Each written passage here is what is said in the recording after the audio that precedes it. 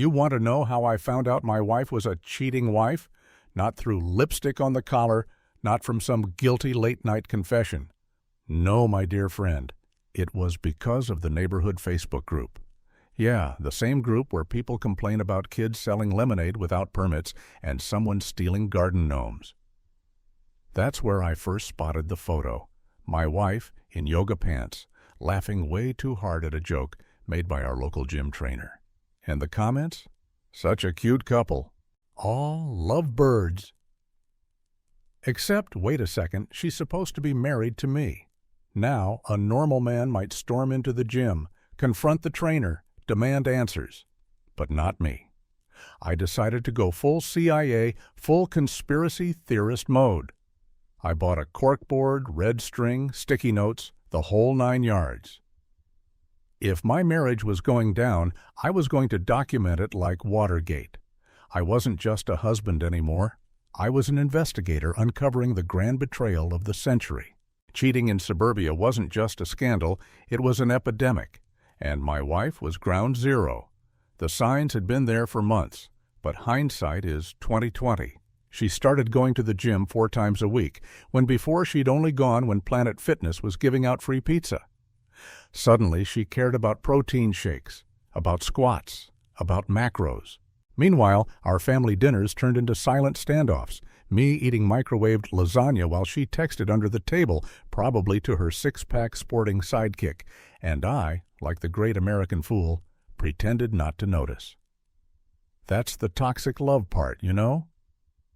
When you cling to denial because facing the truth feels like cutting your own skin. So I built my case. I went through her Apple Watch data like a deranged FBI analyst. Why did she burn 700 calories at the gym when she told me she just stretched? Who burns 700 calories stretching? Unless, of course, you're stretching the limits of marriage vows.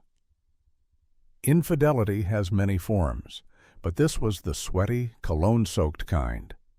I checked the credit card bills, suspicious charges at GNC, smoothie bars, hotel parking garages. Yeah, I noticed. Did I say anything? No, because I was playing the long game. Revenge tastes better when slow cooked. But here's where the story goes off the rails.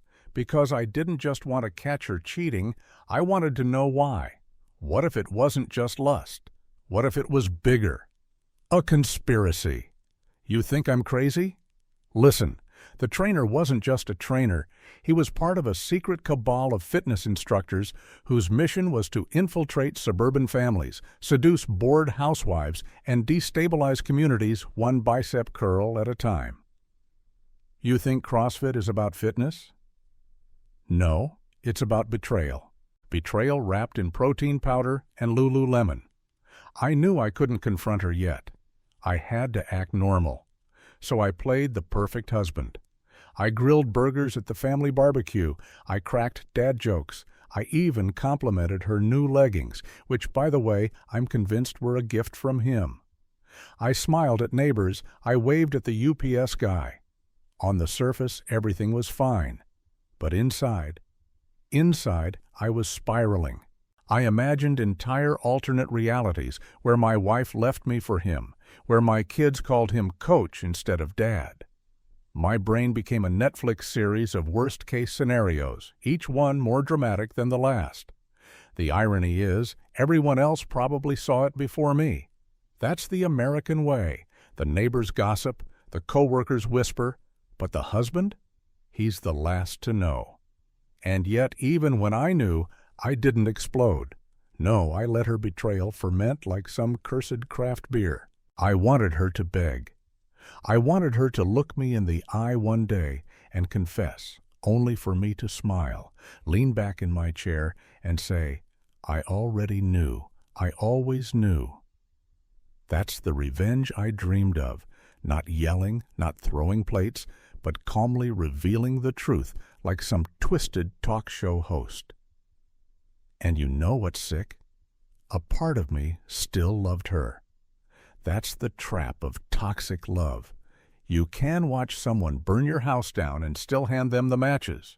Infidelity isn't just about the body, it's about the soul. and mine was cracking piece by piece, while she did squats with a man who probably couldn't spell commitment. So I waited. I played dumb. I acted like the betrayed fool.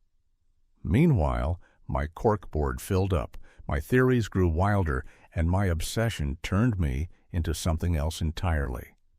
Not just a husband betrayed, but a man on the edge of a revelation. The gym wasn't just a gym anymore. It was the battlefield of my marriage, the stage for my eventual revenge. And that's where the story really begins, not with a confrontation, but with silence. Because nothing is louder than a husband pretending not to know his wife is cheating. If part 1 was the prelude to betrayal, part 2 was the descent into madness. I didn't just gather evidence anymore. I became evidence. My entire existence turned into a case file, a dossier of infidelity. The more I watched her, the more I saw. And the more I saw, the less I believed I was living in reality. It was like suburbia itself had become a simulation designed to torment me, one where my cheating wife was the main actress, and I was the idiot in the front row clapping at my own humiliation. I started staking out the gym. Not in a trench coat with binoculars. This wasn't a 1950s detective film, but in the most American way possible. Sitting in my Ford F-150 in the parking lot with a box of Krispy Kremes and a pair of dark Oakleys. Every day after work, I parked in the same spot, watching the sliding glass doors open and close like the gates of betrayal. And sure enough, I saw them. Not always hand in hand. No, the cheating wife was smarter than that. But body language doesn't lie. You can fake smiles, you can hide text messages, but you can't disguise the electric charge of infidelity crackling between two people. They walked too close. They laughed too loud. And once, when they thought no one was watching, he brushed a strand of her hair away from her cheek, like he was rehearsing for a Nicholas Sparks adaptation. I could have confronted her right then. I could have stormed out of the truck, spilled my coffee on my shirt, and shouted for the whole neighborhood to hear. But that would have been too easy. Too American sitcom. No, I wanted this to be Shakespearean. I wanted betrayal to unravel at her feet until she begged me for forgiveness like an actress in the final act of a tragedy. So I pretended again, pretended not to know, pretended to be the loyal husband, while inside I was plotting like a villain in a Marvel movie. But the gym trainer wasn't my only suspect anymore. Oh no, my brain turned the entire gym into a hive of conspirators. What if they were all in on it? The receptionist who smiled too warmly when my wife checked in, the guy spotting her during bench press, the woman who suddenly became her workout buddy. They weren't innocent bystanders.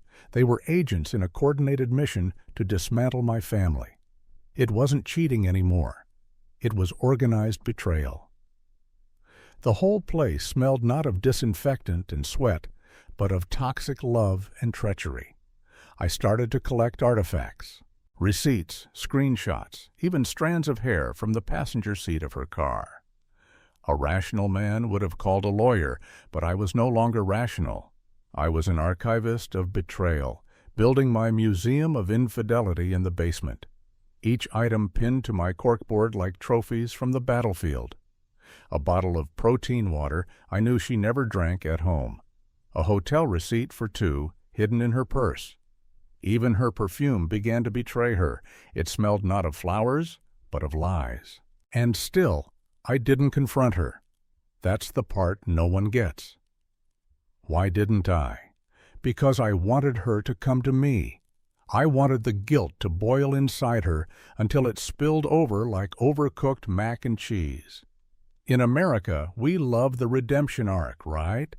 We love when the sinner falls on their knees, crying for mercy, begging for another chance. I wasn't going to rob her of that chance. No, I was going to force it. Revenge wasn't about yelling. It was about patience. It was about making her realize she had destroyed our family before I even opened my mouth. Of course, pretending not to know came at a cost. Nights in bed became theater productions. She scrolled through her phone, texting God knows who, while I lay there rehearsing lines for a confrontation that never came. Do you love him? How long has this been going on? Was I not enough? I whispered them to myself in the dark, like prayer. And every morning she kissed me on the cheek, her lips tasting like betrayal disguised as toothpaste. One Saturday we had a family barbecue, perfect setting for an American tragedy. Burgers sizzling on the grill, kids running through sprinklers, neighbors drinking cheap beer.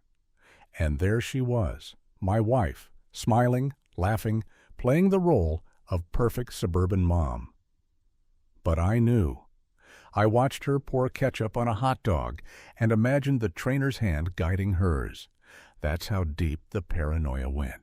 Betrayal wasn't an act anymore. It was an atmosphere. It followed me everywhere, turning every laugh, every smile, every gesture into a reminder of infidelity.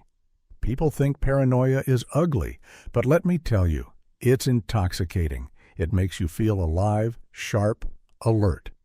Every glance becomes a clue, every word a puzzle. My marriage had become a mystery thriller, and I was both the detective and the victim. And in some twisted way, I loved it. Because if I wasn't obsessing over her cheating, what else would I be doing? Watching football? Mowing the lawn? Suburban life is boring. Betrayal gave me purpose. Toxic love was my adrenaline. By the end of summer, I had everything I needed. Proof, motive, opportunity. It was airtight, a case Perry Mason himself would have salivated over. And yet I still didn't strike. Because revenge wasn't about ending the game, it was about savoring it. She thought she was playing me, but the truth was, I was playing her. Every smile I gave her, every dinner I cooked, every fake compliment was a weapon. A setup for the day she'd collapse under her own guilt, fall to her knees, and beg for forgiveness. But here's the twist, something I hadn't counted on. The more I waited, the guiltier she looked. She started avoiding the gym. She started crying for no reason. Sometimes she'd hug me out of nowhere, clinging to me like a woman drowning. And for a brief second, I almost believed she loved me again. That maybe, just maybe, I was wrong. But that's the toxic part, isn't it? Toxic love makes you second-guess reality. Infidelity whispers, maybe it's all in your head, even when the evidence screams otherwise. So I smiled. I kissed her forehead. And I thought, not yet. Not until she begs. By the time autumn rolled around, I was convinced it wasn't just my wife and the gym trainer, it was everyone. The whole damn town had become an accomplice to her betrayal. You think that sounds paranoid? Maybe it is. But you haven't lived in the suburbs of America long enough if you don't realize every neighbor with a smile is hiding something. Infidelity doesn't live in the shadows anymore. It wears khakis, grills hot dogs, waves at you from across the cul-de-sac. I'd drive down Main Street and feel eyes on me, the same way you feel when TSA pulls you aside at the airport. The cashier at Target? Probably knew. The guy bagging my groceries at Publix? In on it. Even Pastor John at Sunday service preaching about forgiveness felt like he was smirking directly at me. This wasn't just betrayal, it was theater. Everyone was watching me play the role of the dumb husband in some Truman Show of toxic love. At night, lying in bed next to my cheating wife, I could almost hear the audience laugh track in my head. She scrolled on her phone, probably texting the gym trainer while I rehearsed my lines. Not the lines of confrontation, no, I'd moved past that. These were lines for the grand finale, the speech I'd give when she collapsed in tears, begging for forgiveness. And I'd deliver my revenge like a late-night comedian delivering the punchline to the biggest joke in America, my marriage. But here's the problem with pretending not to know, it warps reality. The more I acted normal, the less normal felt. We went apple picking in October with the kids, a wholesome family tradition straight out of a Hallmark movie. But in every photo, her smile looked like betrayal. The way she held the basket, the way she brushed her hair behind her ear, it all screamed infidelity. Even the pumpkins we carved that night looked like mocking faces, sneering at me with crooked teeth, whispering, "She's cheating, she's cheating, she's cheating." The conspiracy theories in my head grew more elaborate. Maybe the gym wasn't even real. Maybe it was a front for a nationwide operation, a secret cabal of fitness trainers assigned to seduce housewives, destabilize families, and sell more protein powder. Cheating wasn't a mistake anymore. It was an industry. And my wife, God help her, was just another customer. Betrayal disguised as cardio. Infidelity sponsored by Gatorade. One night I followed her again, though I promised myself I wouldn't. She said she was meeting a friend for dinner. I tailed her, keeping my headlights off like a bad cop in a Netflix drama. And where did she go? The gym. At night. Who goes to the gym at night unless you're training for the Olympics or cheating? I parked across the street, heart pounding, and waited. 10 minutes. 20. 40. And then I saw them, leaving together. Not hand in hand this time, but close. Always close. Close enough to kill me without touching me. I didn't storm in, not yet. Instead, I drove home, sat in the driveway, and laughed.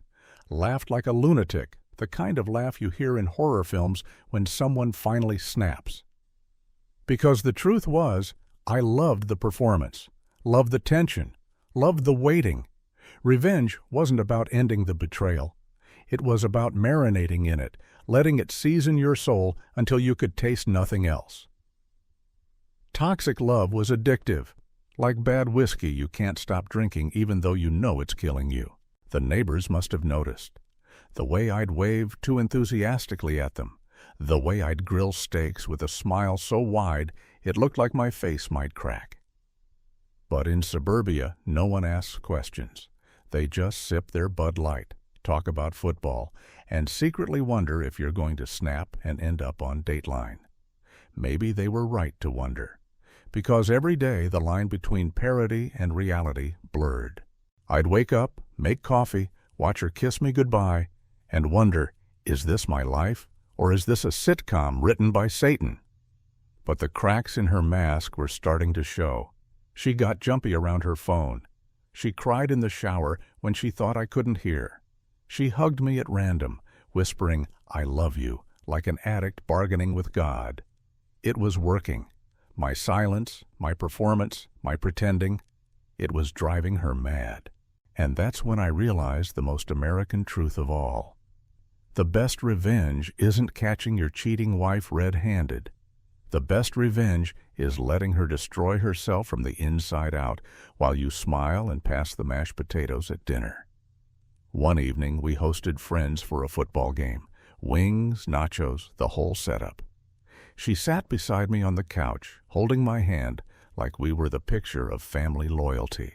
But I could see it in her eyes, guilt gnawing at her like termites in the walls.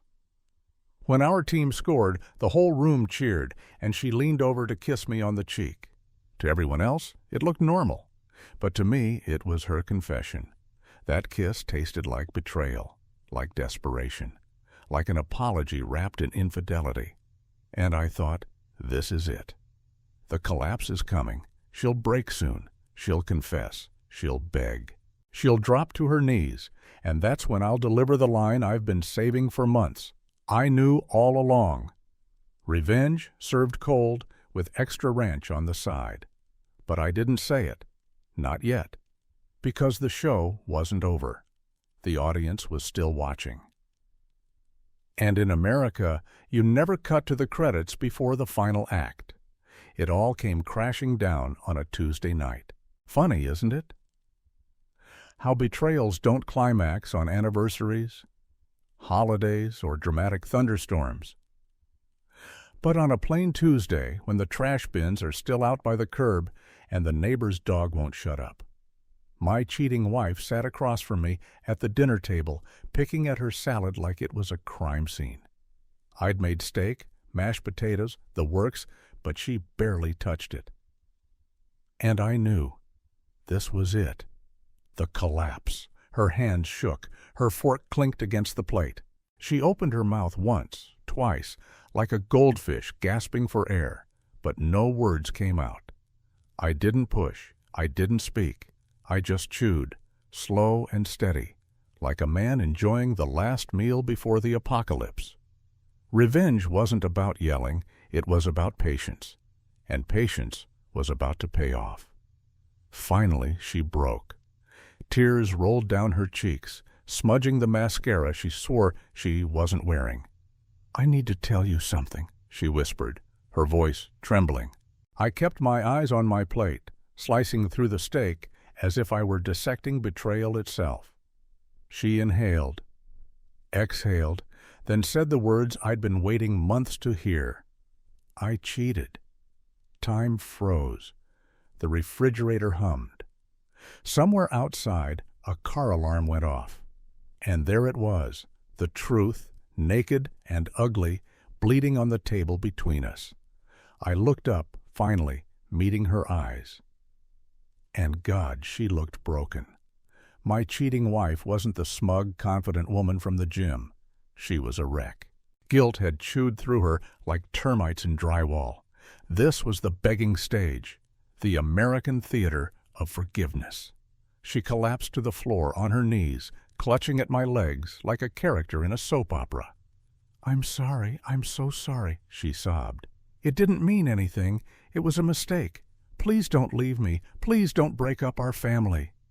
The word family stabbed me harder than the cheating itself. Because wasn't that the whole point? Betrayal doesn't just shatter love. It detonates family like a bomb in the suburbs. I stayed silent. Silent long enough to watch her unravel. Her tears pooled on the hardwood. Her voice cracked. She begged like a woman bargaining with the executioner, desperate for a stay of execution. And then, finally, I leaned back in my chair, wiped my mouth with the napkin, and delivered my line. The line I'd rehearsed for months. I knew all along. Her head shot up, eyes wide, mouth open. The silence that followed was deafening. She realized in that instant that she hadn't fooled me for a second, that every smile, every dinner, every kiss had been an act in my revenge play. That she hadn't been leading the game. I had. Betrayal was her sin, but revenge was my art form. I stood, towering over her. "Do you know what it's like," I said slowly, "to share a bed with someone you know is lying, to tuck in your kids while wondering if their mother is texting another man, to barbecue with friends while pretending your life isn't a sitcom of infidelity?" My voice didn't rise. It stayed calm, cold, because true revenge doesn't need volume. She reached for me, sobbing harder. "Please, I'll end it. I'll never see him again. I'll do anything. I can't lose this family." That word again, family. Toxic love wrapped in desperation. And for a moment, I almost pitied her. Almost. But then I remembered the parking lot, the hair-brushing moment, the smell of cologne on her clothes. Infidelity doesn't wash off with tears, and here's where reality tilted. Because in my head, I wasn't just confronting my wife, I was confronting the entire conspiracy, the gym trainer, the neighbors, the whole suburban machine that feeds off betrayal like vultures. They all wanted to see me snap, to play the role of the pathetic husband. But I wouldn't give them the satisfaction. No. My revenge would be cleaner, colder, the ultimate American ending.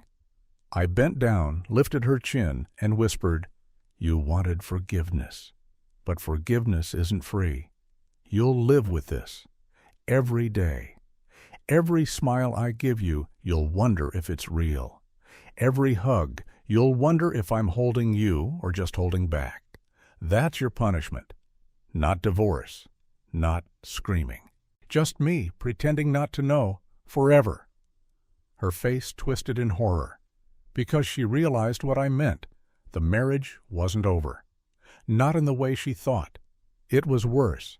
She would stay in a house that looked perfect on the outside but rotted with betrayal inside. A suburban mausoleum of toxic love. A family still intact, but hollow. That was the true revenge. And me? I sat back down, finished my steak, and turned on the TV. Football was on.